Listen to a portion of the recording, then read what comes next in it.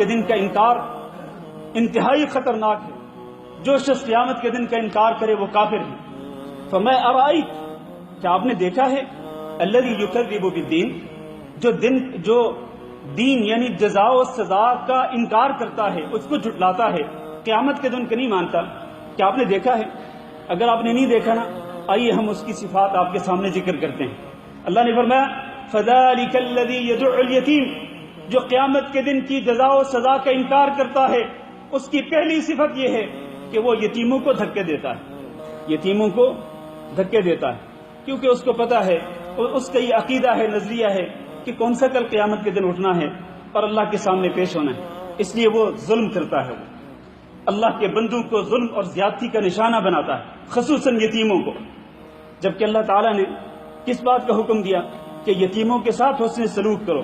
وَاعْبُدُوا اللَّهَ وَلَا تُشْرِكُوا بِهِ شَيْئًا وَبِالْوَالِدَيْنِ إِحْسَانًا وَبِذِي الْقُرْبَى وَالْيَتَامَى، والدین کے ساتھ احسان کرنے کا حکم دیا، اچھا سلوک کرنے کا حکم دیا، اور اپنے قریبی رشتہ داروں کے ساتھ بھی اچھا سلوک کرنے کا حکم دیا.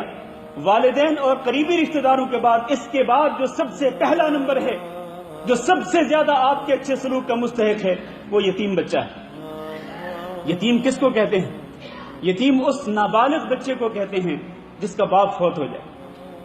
نابالغ بچہ جس کا باپ فوت ہو جائے. یتیمی بڑی تکلیف دہ ہوتی ہے میرے عزیز بھائیوں، بڑی تکلیف دہ ہوتی ہے. اللہ تعالیٰ نے اپنے نبی صلی اللہ علیہ وسلم پر احسان کرتے ہوئے فرمایا، اپنے احسان کو ذکر کرتے ہوئے فرمایا کہ الم یجدک یتیما فآوی، الم یجدک یتیما فآوی، کیا آپ یتیم نہ تھے اے محمد صلی اللہ علیہ وسلم؟ پھر اللہ تعالیٰ نے آپ پہ احسان کیا کہ آپ کو اللہ تعالیٰ نے ٹھکانہ دے دیا. ورنہ یتیموں کے ٹھکانے نہیں ہوتے ہیں، یتیم بچے رول جاتے ہیں میرے عزیز بھائیوں. تو اس لیے یتیم بچوں کے ساتھ حسن سلوک کرنے کا اللہ نے حکم دیا. فَأَمَّا الْيَتِيمَ فَلَا تَقْهَرْ، یتیم بچے پہ کبھی سختی نہ کرنا. سختی کرنے سے منع کر دیا اللہ رب العزت نے، بلکہ اللہ تعالیٰ نے یتیم بچوں کے ساتھ نرمی برتنے کا اور اچھا سلوک کرنے کا حکم دیا، اور یتیم بچوں کی کفالت کرنے کا حکم دیا.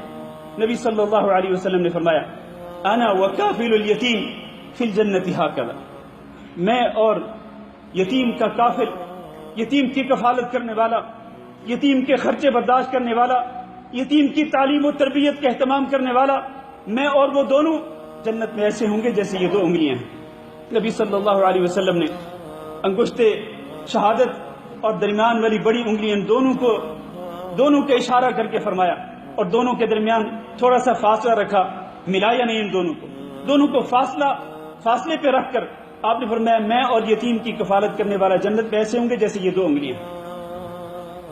اس لیے یتیموں کی تو کفالت کرنی چاہیے، یتیم بچوں کے ساتھ حسن سلوک کرنا چاہیے. نبی صلی اللہ علیہ وسلم نے ایک اور حدیث میں فرمایا ان اردت تلین قلبک، اگر تم اپنے دل کو نرم کرنا چاہتے ہو تو پھر فاطعم المسکین، ایک تو مسکین کو کھانا کھلایا کرو. مسکین کو کھانا کھلاؤ گے تمہارے دل میں ترس پیدا ہوگا، تمہارے دل میں شفقت پیدا ہوگی، تمہارا دل نرم ہوگا. وامسح رأس الیتیم، اور اسی طرح یتیم بچے کے سر پہ ہاتھ پھیرا کرو. یتیم بچے کے سر پہ ہاتھ پھیرو گے تمہارے دل کے اندر شفقت پیدا ہوگی، رحمت پیدا ہوگی، ترس پیدا ہوگا، تمہارا دل نرم ہو جائے گا. جو سنگ دل ہو، پتھر دل ہو، اپنے دل کو نرم کرنا چاہتا ہو، وہ مسکینوں کو کھانا کھلائے اور یتیم بچوں کے سر پہ ہاتھ پھیرے، اس کا دل نرم ہو جائے گا. اور آج کیا ہوتا ہے؟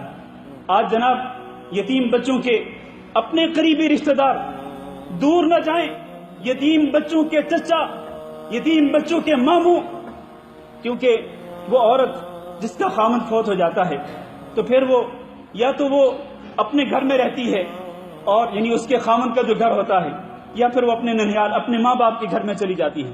پھر اس کی دیکھ بھال کرنے والے اس کے اپنے بھائی ہوتے ہیں، یا پھر بچوں کے چچا ہوتے ہیں. تو آج کل ہوتا کیا ہے کہ یتیم بچوں کے چچا یا یتیم بچوں کے ماموں وہ ان پہ ظلم کرتے ہیں.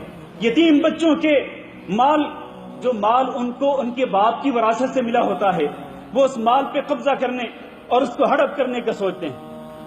وہ خود اپنی طرف سے مال خرچ نہیں کرتے یتیموں پر، بلکہ ان کا مال بھی ہڑپ کرنے کی کوشش کرتے ہیں.